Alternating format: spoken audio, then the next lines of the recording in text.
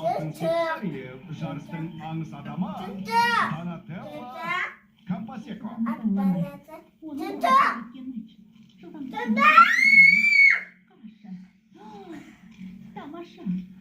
Бірақ нағыз жеңімпаз, қорлықтағы жыл сайынғы жарысты өз қаласының ең үлкен шарасына айналдырған қала әкімі Бертрам Ласки болар. Тоқта, тағы бір әкім Ласки бар ма ғой?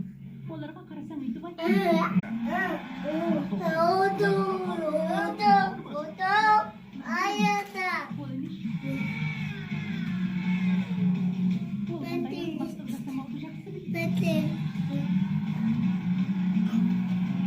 Иә, жақсы білу мен жақсы жүру екеуі екі бөлек нәрсе ғой.